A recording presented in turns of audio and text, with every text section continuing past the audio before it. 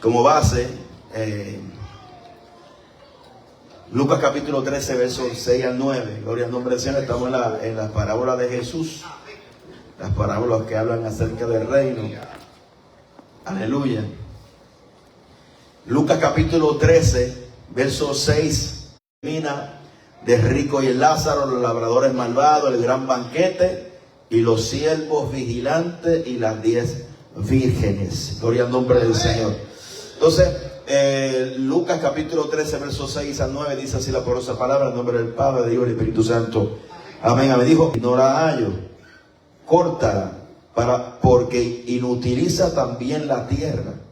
Él entonces respondió y le dijo, Señor, déjala todavía este año hasta que yo cabe alrededor de ella y la abone. Y si diere fruto, bien, y si no, la cortarás después. Dios añada bendición a su santa y bendita palabra. Padre, gracias por la palabra. Enséñanos, Señor, y que esta palabra, esta enseñanza pueda hallar cabida en nuestros corazones y que nosotros recibamos la palabra con mansedumbre en el nombre de Jesús. Amén, amén. Bueno, estamos hablando acerca de las parábolas acerca del reino. Habíamos dicho en la clase pasada que prácticamente todas las parábolas hablan del reino, y quiero volver a definir lo que es el reino, ¿verdad? En el concepto que estamos hablando, el reino de Dios no es simplemente un lugar, ¿verdad? Ni una idea futura, aunque tiene como primera parte, ¿verdad?, la implantación del gobierno y la soberanía de Dios en el corazón del hombre, ¿verdad? Porque el reino está hablando de dos facetas, ¿verdad? Una presente y una futura, obviamente escatológica, del reino milenial de Jesucristo, donde luego de la segunda venida de Cristo, Cristo establecerá su reino visible y literal, con lo que dice la palabra. Pedro dice que nosotros esperamos según su promesa, cielo nuevo, tierra nueva, donde mora la justicia de Dios, ¿verdad? Y Dios reinará con vara de hierro todas las naciones. Gloria a Dios, donde morará la justicia y la equidad del Señor. Pero en la semilla de mostaza, que es la más pequeña entre todas las semillas, pero cuando crece es más grande que el de la hortaliza, ¿verdad? Que el desarrollo del reino también es progresivo hasta que sea visible en todo el mundo. Gloria al nombre del Señor. Ese reino se desarrolla, ¿verdad? Y se expande, y también está ese reino futurístico, escatológico, ¿verdad? Gloria al nombre de Jesucristo, que habla el libro de Apocalipsis. Ok, dicho eso, usted se preguntará entonces, ¿qué tiene que ver la crisis del reino, ¿verdad? La crisis del reino, cuando nos referimos a eso, estas parábolas se refieren, las enseñanzas se refieren, ¿verdad? Gloria al nombre de Jesucristo, que el reino de Dios no solamente solo revela su llegada. Noche habla de una realidad que muchas veces incomoda, pero es una realidad, ¿verdad? Que cuando el reino de Dios se acerca, también revela la condición del corazón, queda expuesta, ¿verdad? Por eso que la palabra dice en Hebreos capítulo 4, verso 12, que la palabra de Dios es viva y eficaz, es más cortante que toda espada de dos filos, que penetra hasta los tuétanos. Pero también esa parte en ese texto dice que revela, ¿verdad?, los pensamientos del hombre. Pero eso es que cuando se predica la palabra del Señor, también queda expuesto nuestros pensamientos, nuestras intenciones a la luz de las Escrituras. Y también el reino de Dios hace eso, ¿verdad? El corazón de Dios el corazón de los hombres queda al descubierto por causa de ese acercamiento del reino de Dios, ¿verdad? Y ese desarrollo que tiene como finalidad un reino visible en el mundo. Gloria al nombre de Jesucristo. No solamente se descubre, ¿verdad?, el corazón, ¿verdad?, las prioridades son examinadas, y también las motivaciones son reveladas, las decisiones son inevitables, y el hombre ya no puede permanecer neutral, ¿verdad? Tiene que decidir o arrepentirse o endurecer su corazón, obedecer o resistir a los mandamientos de Dios, ¿verdad?, o a ese reino. Gloria al nombre del Señor Jesucristo. Entonces, cuando nos referimos a esa crisis, no nos estamos refiriendo, ¿verdad?, en términos negativos de que el reino traiga algo negativo, sino que trae en ese sentido una crisis en el corazón del hombre, porque queda expuesta a nuestras motivaciones, y también trae un conflicto para aquellos que viven en el reino, ¿verdad? La Biblia dice que nosotros, cuando nos arrepentimos, nos queremos en Cristo, hemos sido trasladados, ¿verdad?, desde las tinieblas al reino de su Hijo amado Jesucristo, ¿verdad? Pero usted dice, bueno, yo me convertí, pero vivo en la misma dirección, ¿verdad? Aleluya. Pero es un asunto, es una postura espiritual, ¿verdad? Hemos sido trasladados al reino de su Hijo amado Jesucristo. Ahora, vamos para desglosar, ¿verdad?, cada parábola, Vamos a estar hablando hoy. Gloria al nombre del Señor, vamos a decir esto, avanza, gloria al nombre del Señor. Y la crisis del reino, ¿verdad? En Lucas capítulo 13, verso 1 al 2 dice, y si no arrepentís, todos perecéis igualmente. Lucas 13, 2. Aleluya, eso habla el contexto de la parábola. Y vamos a leer entonces el contexto del capítulo 13, verso 1 en adelante. Aleluya, en este mismo tiempo, ¿verdad? Estamos leyendo Lucas capítulo 13, verso 1. En este mismo tiempo estaba allí algunos que le contaban acerca de los que padecieron tales cosas, eran más pecadores que todos los galileos. Os digo, no antes, si no arrepentéis, todos perecéis igualmente. O aquellos que 18 sobre los cuales cayó la torre de Siloé y los mató, ¿pensáis que eran más culpables que todos los hombres que habitan en Jerusalén? Os digo, no, antes, si no arrepentéis. Otro, ¿verdad? La gente que dice, bueno, es que yo no vendo droga, yo no hago aquello, yo no hago otro, pero Jesús está diciendo una realidad que lo que quiere establecer con esa parábola es que si no hay un genuino arrepentimiento, todos perecéis igualmente. O sea, aquí no es la forma en que perezcamos, aquí es que todos hay un peligro en perecer sin un arrepentimiento genuino, ¿verdad?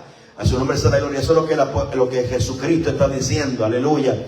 Y el enfoque teológico es que la crisis no es externa, ¿verdad? Aleluya, la crisis es en el corazón. El problema no es el pecado de otro, sino es la falta de arrepentimiento propio. En Lucas capítulo 13, el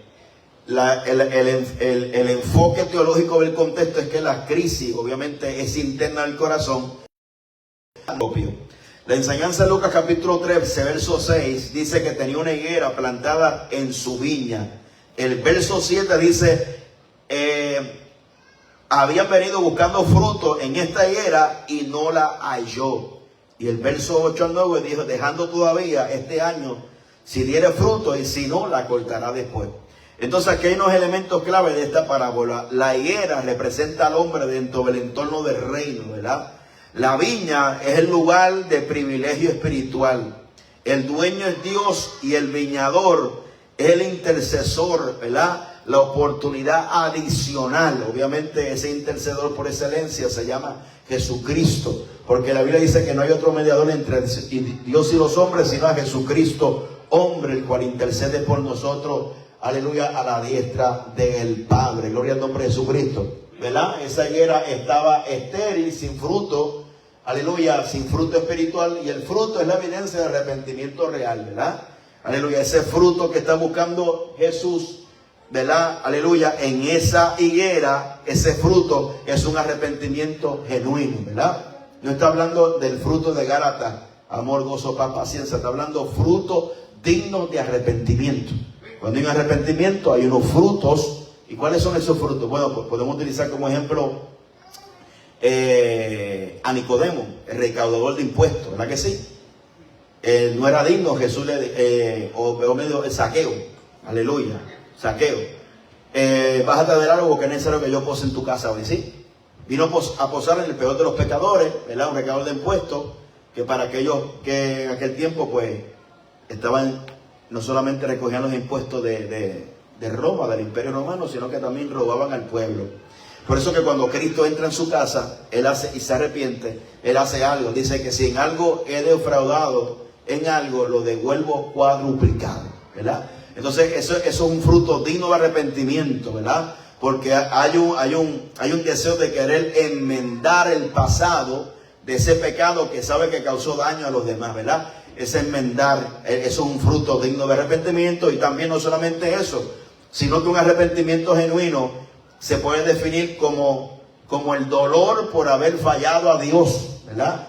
Segundo, el querer alejarse lo más posible de esa vida vieja, lo más posible, porque usted no quiere ningún tipo de relación con esa persona que usted era antes, ¿verdad? Por eso que arrepentimiento no es arrepentimiento de que, aleluya, ¿verdad? Porque una cosa es remordimiento y otra cosa es arrepentimiento, ¿verdad?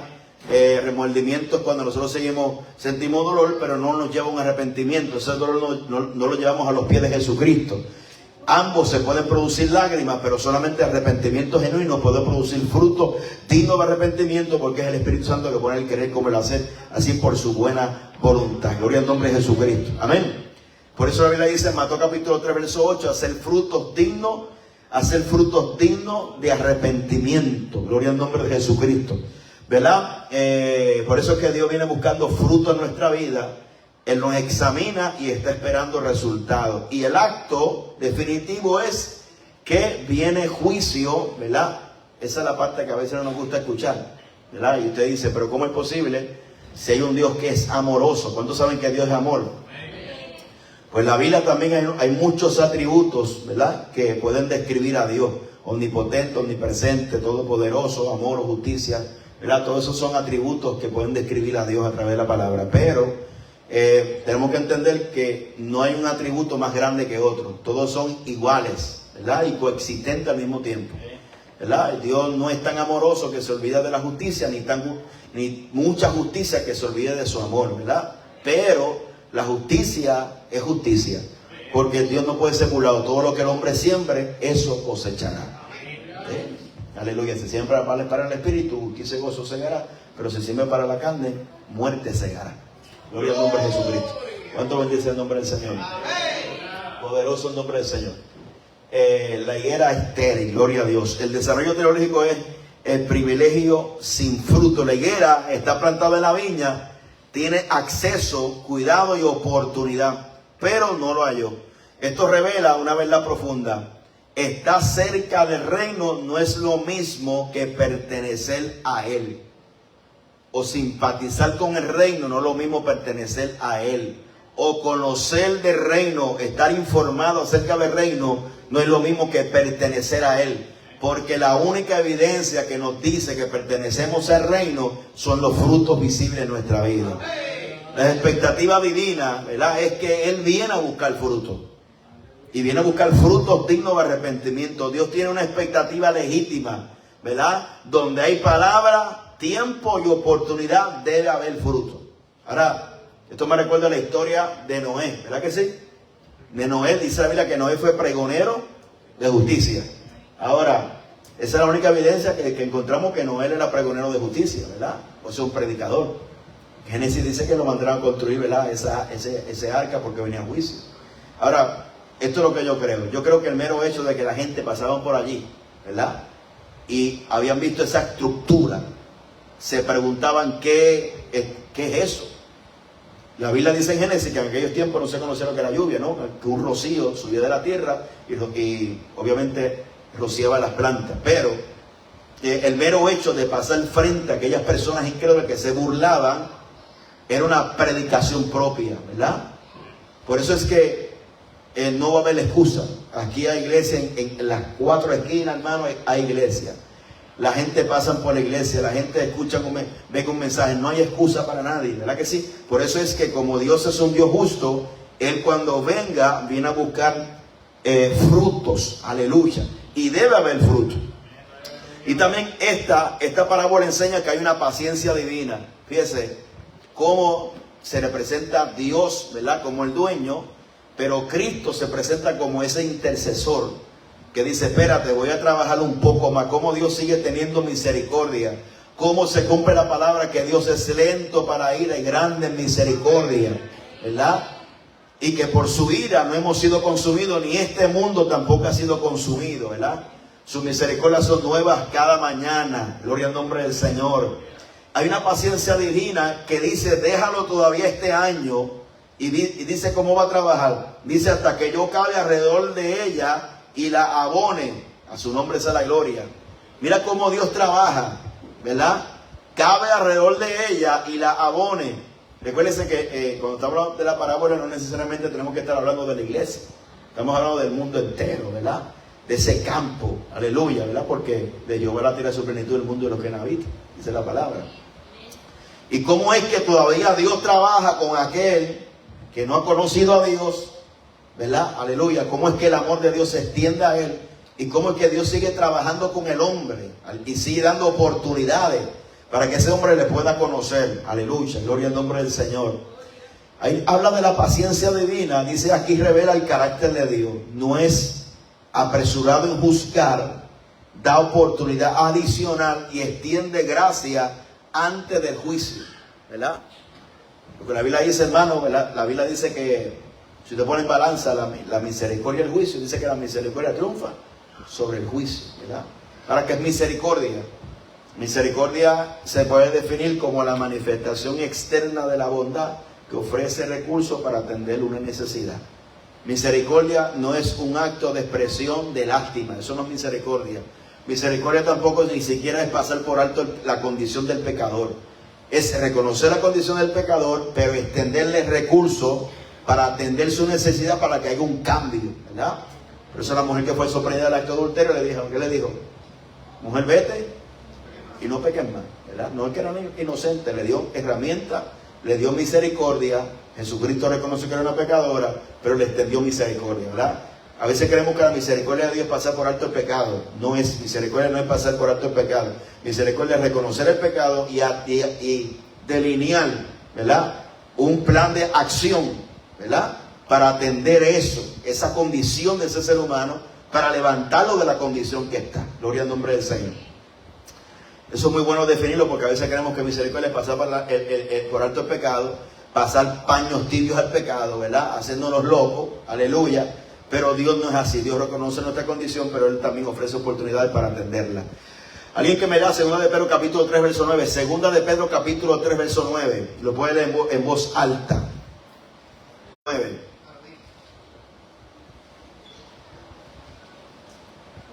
El Señor no retarda su promesa, según algunos la tienen por tardanza, sino que es paciente para con nosotros, no queriendo que ninguno perezca, sino que todos procedan al arrepentimiento. Todos proceden al arrepentimiento. O sea, mira la misericordia de Dios. Él no quiere que nadie perezca, sino que está esperando que todos procedan, ¿qué? Al arrepentimiento, porque el arrepentimiento es la puerta para entrar a la salvación. A ese evangelio lo puede hacer, ¿verdad? Salvarlo. El énfasis el énfasis para el contexto es que el reino demanda una respuesta, ¿verdad? No basta con escuchar, ni asistir, ni conocer. Ese reino necesita una respuesta. ¿Y cuál es la respuesta? Arrepentimiento. Ahora, ¿qué es arrepentimiento? Arrepentimiento es un cambio de mentalidad, ¿verdad? Un cambio de mentalidad. Gloria a Dios. ¿Cuál es ese cambio de mentalidad? Bueno, conocer que hay caminos que al hombre le parecen derechos, pero su fin es camino de muerte. Es entender que todo lo que hemos hecho hasta el sol de hoy no ha abonado nada para nuestra salvación, ¿verdad? Todas las decisiones que hemos hecho sin Dios nos ha llevado al fracaso, o si no nos ha llevado a un estado del corazón vacío, ¿verdad? Y el primer cambio de la mentalidad es arrepentimiento, que se traduce en una conversión. Conversión es cambio de dirección, ¿verdad? Le azotó la luz del evangelio, ¿verdad? Usted va caminando por ese camino ancho, que son muchos los que caminan por ello, y recibiste esa revelación, ¿verdad? Que ese camino conducía a una eterna condenación, ¿verdad? Ese pensamiento, esa revelación te azota y tú dices, yo tengo que cambiar porque si no mi alma va rumbo a lo que se llama el infierno. A su nombre sea la gloria. El reino exige fruto. El problema no es la falta de oportunidad. La higuera tuvo tiempo, cuidado y atención, pero no produjo. Su nombre será la gloria. Aquí nos lleva, ¿verdad?, el problema de no dar fruto. El problema del hombre que no responde al llamado de Dios, ¿verdad? Cuando Dios llama con cuerdas de amor. La crisis espiritual no es falta de información, es la falta de transformación, ¿verdad? El mundo, ¿quién no ha escuchado hablar, ¿verdad?, en este hemisferio de Jesucristo?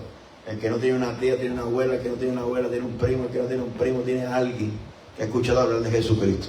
Por eso que no es problema de información, es problema de la transformación, de la revelación. La gracia no anula el juicio. Eso es muy importante. La gracia no anula el juicio. ¿Por qué? Porque dentro del reino de Dios no existe gracia barata. La gracia costó un precio en la cruz del Calvario, ¿verdad? La gracia es el favor de Dios inmerecido, pero también es la influencia de Dios sobre el corazón del hombre que se manifiesta en un estilo de vida. Yo siempre me gusta definir eso porque la gente cuando define gracia solamente le gusta definir como si fuera un favor inmerecido, por eso como que nos deja a mitad. Pero cuando nosotros profundizamos esa definición de lo que es la gracia de Dios, es la influencia de Dios en el corazón del hombre que se refleja en un cambio de vida. Se lo voy a poner en una parábola. Como siempre lo digo, usted vivía debajo de un puente, no tenía nada, no tenía ropa, no tenía que comer. Se paró un millonario, le compró una casa, le compró ropa, le hizo el mal, le puso hasta su apellido, lo adoptó. Entonces, ¿cuál es la manifestación que usted va a sentir ante esa persona? Que se lo hizo sin merecerle usted. Agradecimiento. Esa es la verdadera gracia. La verdadera gracia no produce una vida relajada ante Dios, produce una vida de agradecimiento, de consagración, del primer amor, de pasión por el Señor, de compromiso, de fidelidad, de lealtad con el Señor, ¿verdad? Cuando esa gracia nos impacta y entendemos el grande precio que se pagó en la cruz del Calvario. A su nombre sea la gloria. Hebreos capítulo 6, versos 7 al 8. Yo espero terminar esto. Gloria al nombre del Señor. Hebreos 6, 7 al 8. Gloria a Dios. Ese pasaje es demasiado interesante. Aleluya. Hebreos 6, 7 al 8. ¿Alguien que lo lea? Porque la tierra que bebe la lluvia, que muchas veces cae sobre ella y produce hierba jugosa, aquellos por los cuales es labrada recibe bendición de Dios. Pero la que produce espinos y abrojos es reprobada, está próxima a ser maldecida, y su fin es el ser quemada. Ese Hebreos capítulo, aleluya, muy bien. Hebreos capítulo 6, versos 7 al 8. Gloria al nombre de Jesucristo. Ok.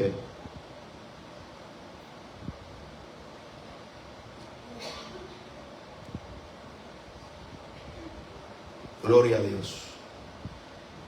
Aquí habla una lección, es algo impresionante porque dice la Biblia, gloria a Dios, el 7 al 8.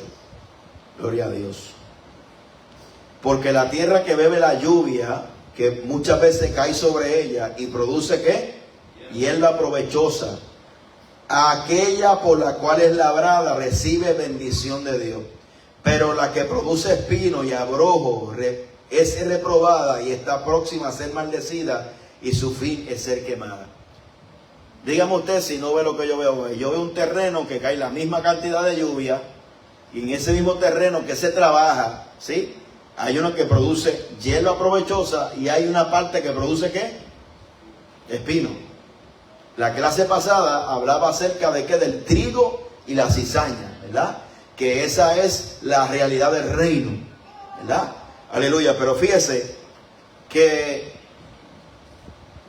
aunque cae la misma lluvia, para bueno y para malo, el problema es que al final una va a ser ¿qué? Recogida y otra está lista para ser maldecida. ¿Cuánto bendice el nombre de Jesucristo?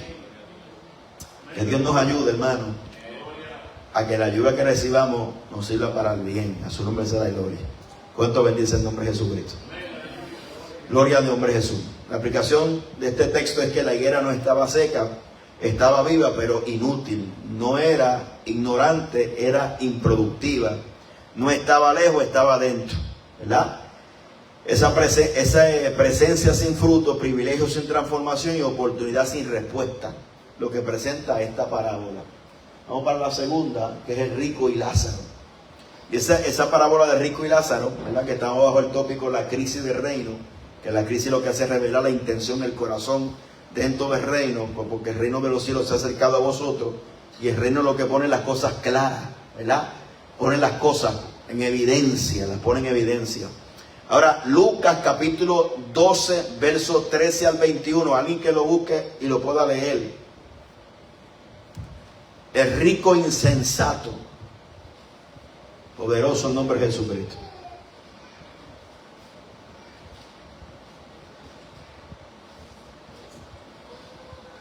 Amén.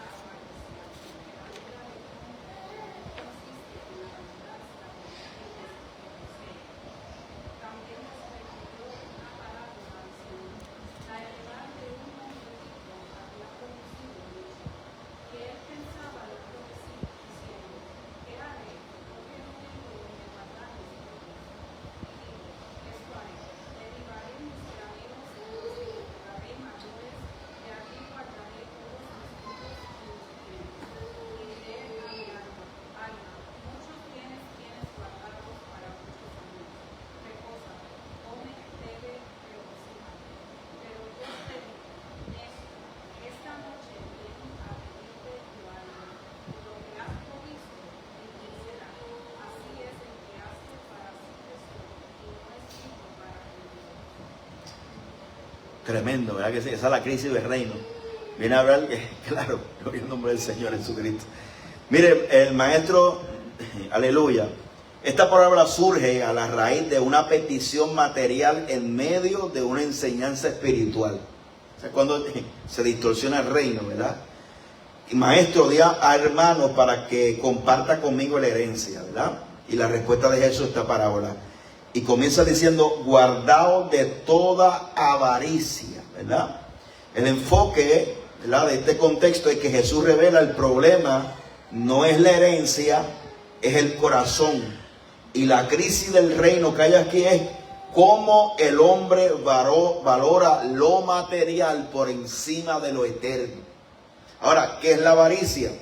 La avaricia es el deseo desordenado e insaciable de poseer más, donde el corazón deposita su seguridad, identidad, satisfacción en lo material en lugar de Dios, ¿verdad? Eso está en Lucas capítulo 12, verso 15, guardado de toda avaricia, porque la vida del hombre no consiste en la abundancia, ¿verdad? Y Colosenses capítulo 3, verso 5, la avaricia, que es idolatría. La avaricia no es simplemente tener mucho, es querer más del límite, depender de ello. Es un problema del corazón, no de la cantidad, ¿verdad? La Biblia define avaricia como idolatría, como falsa seguridad, como desorden de prioridades, donde lo temporal ocupa lo eterno, ¿verdad? Gloria al nombre de Jesucristo, ¿verdad? Así que el que tiene avaricia nunca se sacia, siempre quiere más, vive comparándose, produce ansiedad y control, ¿verdad? Y endurece el corazón. Y eso es un problema, ¿verdad? Gloria al nombre de Jesucristo. Porque Cristo también confrontó con esa verdad y dijo que no se le puede servir a las riquezas ni a Dios al mismo tiempo. Aleluya. Primera Timoteo capítulo 6, versos 9 al 10 dice que los que quieren enriquecerse caen en el lazo del diablo. En el nombre de Jesucristo. Entonces hay que tener un cuidado. ¿Por qué? Porque el dinero realmente se necesita. Se necesita la obra, se necesita para pagar los biles, se necesita, pero la Biblia dice que por nada estemos afanosos, sino que sean conocidas vuestras peticiones delante del Señor, ¿verdad que sí? Y también dice Cristo que por más que nos afanemos, ni siquiera podemos añadir ni siquiera un codo de estatura. Que miremos las aves del cielo, que dice quién las alimenta, ¿verdad que sí? Que miremos la flor del campo, que ni un Salomón se vistió como ninguna de ellas, teniendo mucha sabiduría. Y Jesús nos confronta con algo, ¿acaso nosotros no valemos más que ella? Entonces el problema es que nosotros, hermanos, confiamos más. Recuérdense que hay cosas que nos tocan a nosotros y cosas que le tocan a Dios. ¿Qué le toca a usted? A usted le toca lo posible. Lo imposible le toca al Señor. Eso le toca al Señor. A usted le toca lo posible, ¿verdad? No estamos hablando de que usted sea una persona, ¿verdad? Hay gente que son más vagos que la quijada de Giro. Eso es la gloria. No estamos hablando de eso. Estamos hablando de poner la confianza solamente en el dinero. Que hay que trabajar, claro que hay que trabajar. Que hay que buscar el pan, claro que sí. Ahora, el deseo desmedido de eso es un problema, ¿verdad? Porque es un problema del corazón. La Biblia dice que hay gente que retiene más de lo que es debido, vienen a caer en pobreza. La Biblia dice, echa tu pan sobre las aguas, y dice que volverá a ti. La Biblia dice, da y se os dará medida buena, apretada y remecida, rebosarán vuestros regazos. Dios realmente no necesita nuestro dinero, pero Dios prueba. Esa es la pura verdad. Dios nos prueba nuestra fidelidad, nuestra lealtad. Esa era la intención original, inclusive, aleluya, ¿verdad? Hoy en día cuando se habla del diezmo y la ofrenda, cuando se habla de ese tema, hay gente que no cree ni en la luz eléctrica. Aleluya. Pero el problema de eso es que muchas veces nosotros lo vemos como una carga. Y no nos vemos, o sea, muchas veces los principios que se ha enseñado en la iglesia se enseñan de una forma religiosa, como una imposición, como una demanda. Y la realidad es que se tiene que enseñar como una motivación de probarme. Malaquías dice, probadme ahora en esto, si yo no abriré las ventanas de los cielos y derramaré bendición hasta que sobre y abunde. Es una realidad. Gloria al nombre de Jesucristo. Dios poderoso en nombre de Jesús. Y la Biblia dice también que reprenderá al devorador de vuestra. ¿Sí o no? Reprende al devorador. Cuando nosotros retenemos, ¿qué viene? El devorador, hay una puerta abierta para que el devorador venga a devorarnos. Lo que no le dimos a Dios, el enemigo viene a robárnoslo porque hay una puerta abierta por ahí. Entonces, más que una imposición, más que un compromiso de un reglamento de la iglesia, es un acto de fe. ¿Cuántos saben que Dios es justo, hermano? Dios es justo. Aleluya, gloria al nombre de Jesucristo. Y todo lo que el hombre siembre, eso cosechará. Y hay un reto de Dios, un desafío de Dios. Aleluya, gloria al nombre de Jesucristo. Y otra cosa, hermano, que hay cosas, la avaricia también se centra en el poder adquisitivo. Pero la realidad es que cuando vamos al Apocalipsis, hay 7 iglesias, ¿verdad que sí? Apocalipsis capítulo 2 habla de una iglesia que se llama la iglesia de Esmirna, que es la iglesia que le dice, tú eres pobre, pero eres rica. A la iglesia de la Odisea, que es la última de las 7, le dice, tú que te has enriquecido. ¿Cómo Cristo le dice? Eres una pobre, desventurada, miserable, ciega, desnuda. ¿Qué clase de mensaje le dio, hermano? Yo creo que por lo menos la mitad de la Odisea se dio baja ese día de membresía de la iglesia de la Odisea. Aleluya. Pero le dijo que era rica, pero que era pobre. ¿Por qué Jesús habla así? Porque la iglesia primitiva tenía una riqueza que la iglesia hoy en día está pobre. ¿Cuál es la riqueza de la iglesia primitiva? Que ponía las manos sobre los enfermos sanarán. Los medicamentos te pueden aliviar un síntoma, pero Cristo puede sanar toda enfermedad. La salvación del alma, hermano, no hay con qué comprar la salvación del alma. La salvación del alma solamente Cristo la pagó en la cruz del Calvario. Entonces la iglesia de la Odisea había querido tantas posiciones, tanta riqueza, que espiritualmente era pobre, ¿verdad? Esa riqueza es espiritual porque hay cosas que el dinero no puede comprar. El dinero te puede comprar una casa, pero no te puede comprar una familia. Usted me está entendiendo. Entonces, eso es lo que el Señor le está diciendo entre esas dos iglesias, de la Odisea y de Esmirna, que es muy interesante. Gloria al nombre de Jesucristo. Ahora, Lucas capítulo 12, versos 6 al 7, resumen que el hombre rico tenía abundancia, planeaba expandir sus bienes y confiaba en su riqueza. Poderoso nombre de Jesucristo. ¿Y qué le dijeron en el verso 20? Necio, esta noche viene para pedir tu alma y de que será provisto todo. La Biblia dice que desnudo venimos y desnudo nos vamos. Usted no se lleva ni un centavo, ni una décima, nada, hermano. Gloria al nombre del Señor. Y los elementos clave de esta parábola, estamos ahí. Gloria al nombre del Señor. Vale, para adelante. Sí, gloria al nombre del Señor. Los elementos esenciales, creo que estoy aquí. Aleluya. Los elementos de la parábola es que el hombre rico representa al que vive centrado en lo material. ¿Verdad? La gente cree que lo único que poseen y la gente vive afanada porque creen que lo único que tiene valor y que tiene peso es lo material. ¿Verdad? Hasta que se encuentre una solución que el dinero no puede resolver. Aleluya. La abundancia es una bendición mal interpretada. ¿Verdad? La Biblia dice que la bendición de Jehová es la que enriquece, no añade tristeza con ellos. Gloria al nombre del Señor. Aleluya. Los graneros es una falsa seguridad que ponemos en el dinero. El diálogo interno representa la vida centrada en sí mismo. ¿Qué decía él? Estaba planificando. Rompe, vamos a expandir, ¿verdad? Y la muerte repentina. La muerte repentina, ¿verdad? Una interrupción de divina o una cita con la eternidad. Gloria al nombre del Señor. Las definiciones doctrinales que el insensato, la persona insensata, significa una persona que vive sin considerar a Dios ni la eternidad. Realmente ahí también significa insensatez sin discernimiento, ¿verdad? Una persona que no tiene discernimiento. Es una persona que se le habla que es un simple, ¿verdad? Aleluya, gloria al nombre del Señor. La Biblia lo llama así. No es falta de inteligencia, es falta de una perspectiva eterna, ¿verdad? Gloria al nombre del Señor. Y la avaricia, que lo hemos definido, es un deseo desordenado de tener más. Gloria a Dios, ¿verdad que sí? 1, 2, 3, probando. Aleluya. Y la idolatría, que es la avaricia, que es idolatría en el corazón. Poderoso el nombre de Jesucristo. El desarrollo teológico de esta parábola, gloria a Dios, el énfasis, el rico y sensato, poderoso el nombre del Señor, es que la prosperidad sin Dios no sirve, ¿verdad? La herencia de un hombre rico había producido mucho, y el problema no es la prosperidad, es vivir sin Dios en medio de ella y no poner a Dios en primado. A ese nombre será gloria. El problema no es la abundancia, el problema es cuando sustituimos la abundancia en nuestra confianza en el Señor. ¿Usted me está entendiendo? Gloria al nombre del Señor, porque no podemos caer en ese estado de miseria. Porque la Biblia dice que Juan decía, hermano, yo deseo que seas prosperado en todo, así como prospera tu alma. Yo creo que la prosperidad también es una palabra muy mal entendida. La palabra prosperidad se define como, prosperidad significa que Dios te ayuda en tu camino. Eso es lo que significa en una síntesis, un resumen de esa definición es ayuda de Dios en tu camino, ¿verdad? Eso es prosperidad, ¿verdad? Y la prosperidad tiene que ser de adentro hacia afuera, porque si crece mucho por fuera y no prospera por dentro, lo de afuera va a dominar lo de adentro. Pero cuando usted prospera de adentro para hacia afuera, hay un control, ¿verdad que sí? Gloria al nombre del Señor Jesucristo.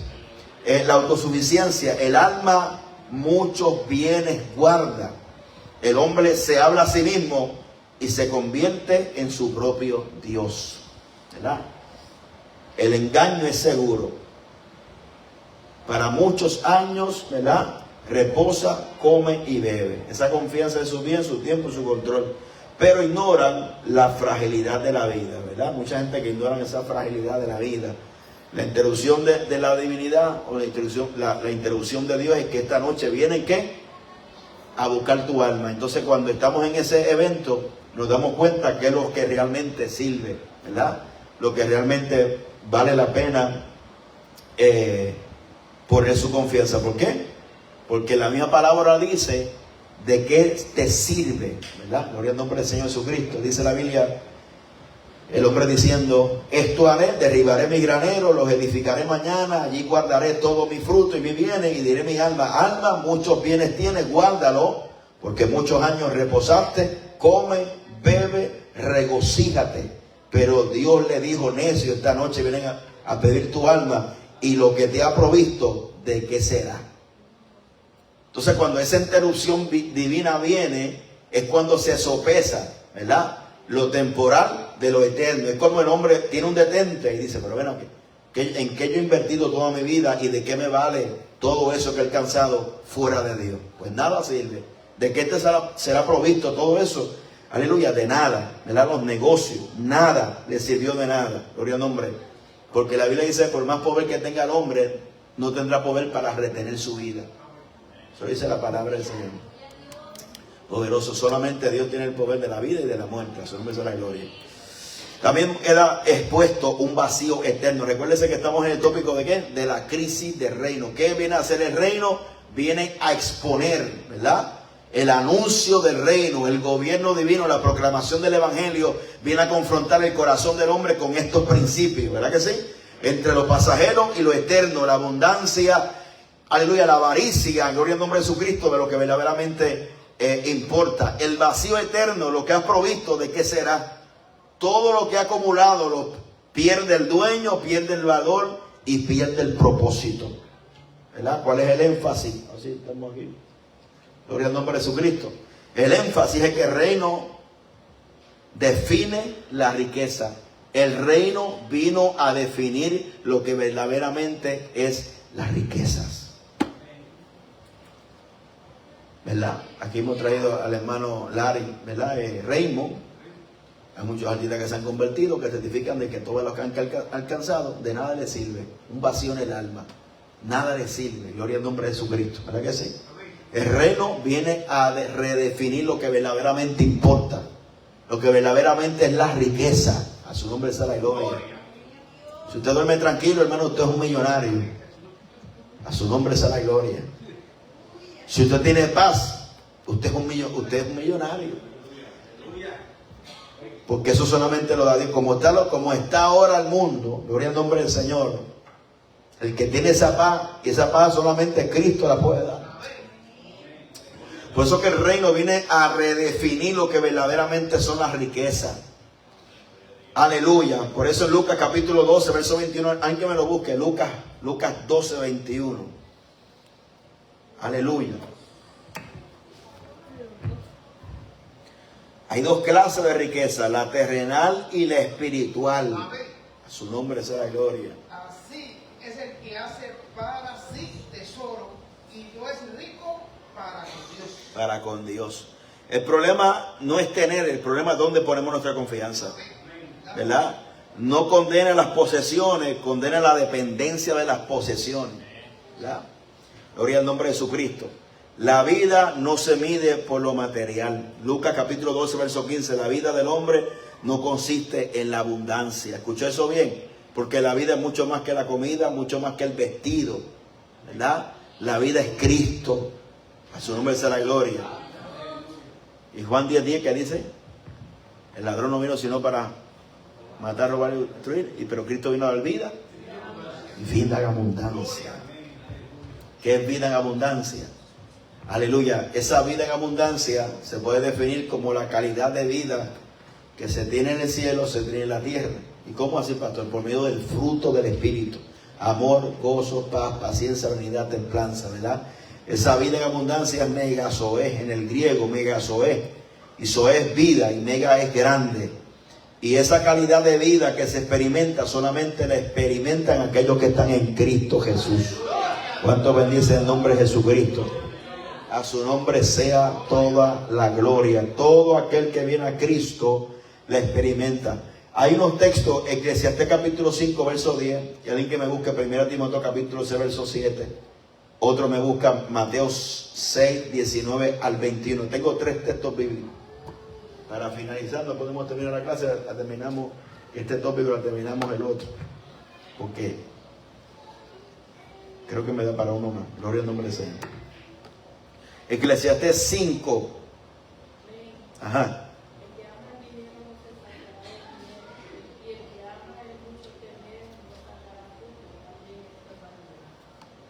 Gloria al nombre del Señor.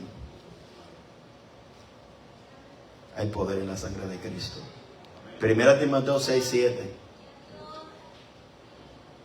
Porque nada hemos traído a este mundo y sin nada podremos sacar. Nada hemos traído y nada podemos sacar. No, el otro, vamos a leer Mateo 6, 19, 21.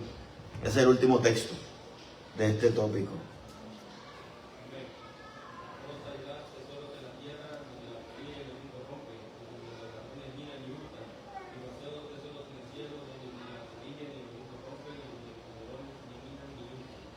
Eso es. Ahí también. Vuestro corazón. Más claro no canta un gallo. A su nombre sea la gloria. El hombre no era pobre, pero estaba vacío. No era ignorante, pero era insensato, ¿verdad? No era impío exactamente, pero vivía sin Dios. Que Dios nos ayude a vencer. El éxito sin eternidad no sirve. Eso es lo que viene a confrontar el reino de Dios. Cristo vino a predicar el evangelio del reino, ¿verdad? Aleluya. Y la abundancia sin propósito y la vida llena, pero el alma vacío, no tampoco sirve. Creo que vamos a tocarle este último, que es la gloria al nombre del Señor, los talentos y las 10 minas.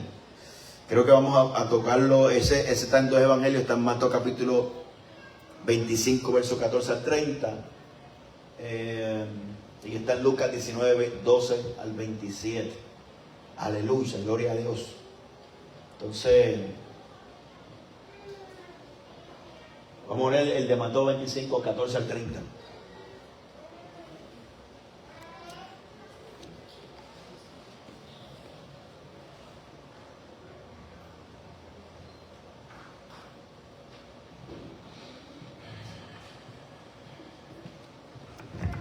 Gloria al nombre.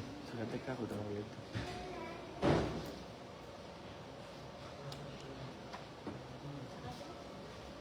Intenté por aquí.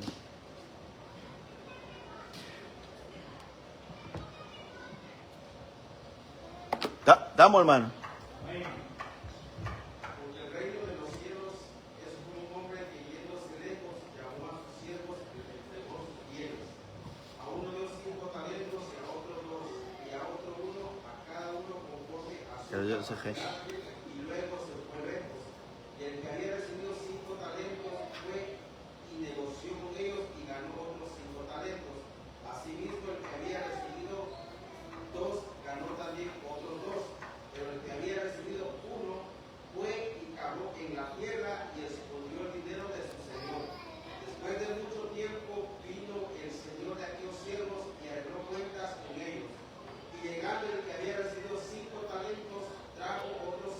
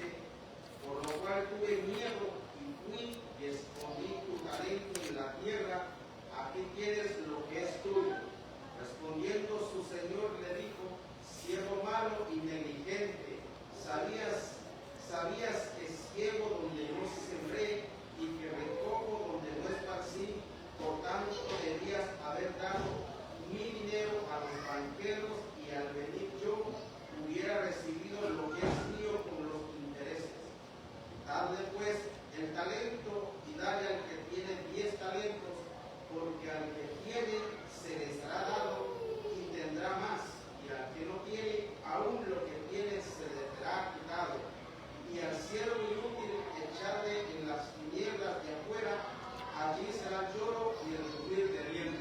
Gloria a Dios. Está más clarito que un gallo, hermano. Eso. La crisis es que responde la responsabilidad mientras la ausencia del rey, mientras esperamos al rey, porque tiene una conexión escatológica del fin de los tiempos cuando el Señor viene a pedir cuenta, ¿verdad? El rey representa a Cristo, ¿verdad? El Señor, el siervo a los creyentes o administradores. Los talentos o las minas, de acuerdo al evangelio que lo leas, ¿verdad? Significa los recursos que nos han confiado, ¿verdad?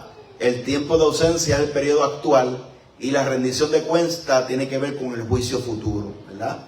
Esos talentos es lo que Dios confía a los hombres, los confía de acuerdo a su capacidad administrativa. Pero Dios espera que lo poco que nos ha confiado, que nosotros lo multipliquemos poniéndolo por obra, ¿verdad? Por eso es que tenemos algo que se llama mayordomía, que tenemos que ser responsables de lo que Dios nos ha entregado. Esa mayordomía, ahí cae el tiempo. Hay el tiempo, tu finanzas, los hijos, la familia, todo. La Biblia dice que los hijos son herencia de bendición, ¿verdad? Y mientras tengan capacidad de juicio, pues uno los instruye en el Señor. Ya cuando son grandes, pues que ellos toman sus decisiones, ¿no? Y la Biblia dice que aún instruye al niño en su carrera y aún cuando fuere viejo no se apartará de ella, ¿verdad? Pero hay que poner esa semilla, aleluya, para que ellos puedan tener ese encuentro personal con el Señor. Pero sí hay una mayordomía de todo lo que nosotros poseemos le pertenece al Señor, ¿verdad? Y somos administradores de lo que Dios nos ha dado. También esta parábola responde a la fidelidad, ¿verdad? Responde correctamente a lo que hemos recibido de parte del Señor Jesucristo. La rendición de cuentas es la evaluación divina con el uso de lo que se nos ha sido confiado, ¿verdad? En ese tiempo de espera, obviamente del fin. Dios confía según la capacidad. Por eso el texto dice a cada uno conforme a su capacidad. No todos reciben lo mismo, pero todos reciben algo en el reino de Dios, ¿verdad que sí? Todos reciben algo de parte del Señor Jesucristo. Aleluya. Poderoso Dios. El reino exige acción. ¿Cuál es la acción que exige? Negociar. Y negociar significa pues trabajar, ¿verdad? Significa no ser pasivo, ¿verdad? No es solo creer, es actuar, multiplicar y servir. Por eso es que dentro del reino no existe el evangelio pasivo, ¿verdad? El evangelio pasivo no existe. Hay que servir en algo, ¿verdad?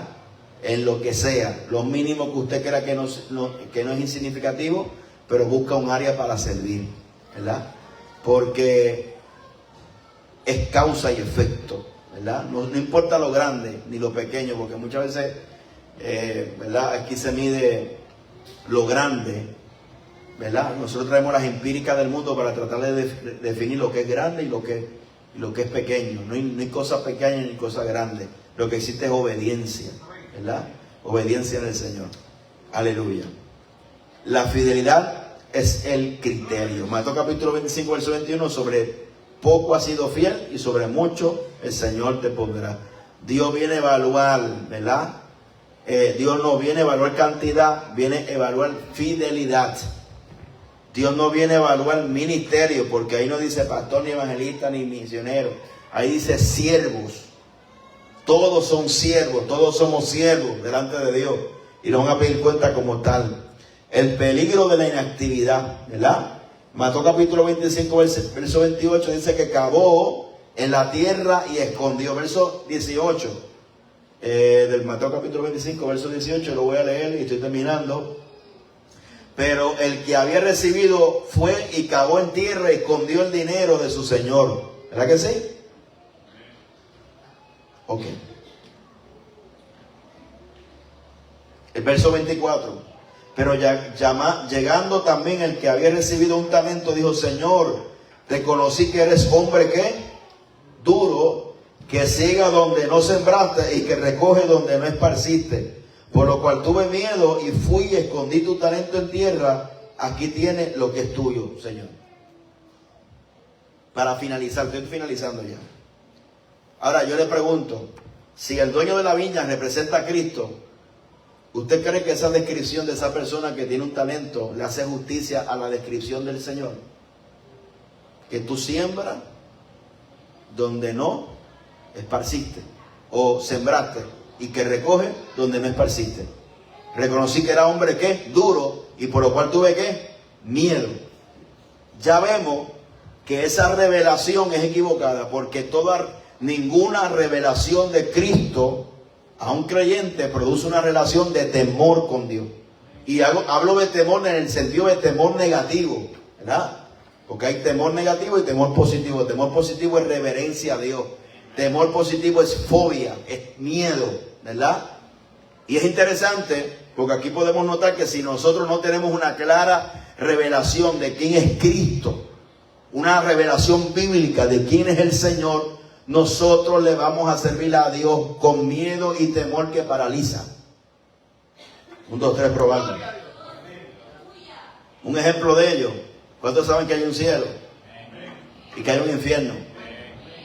Ahora bien, ¿cuál es la motivación? El cielo, ¿verdad que sí?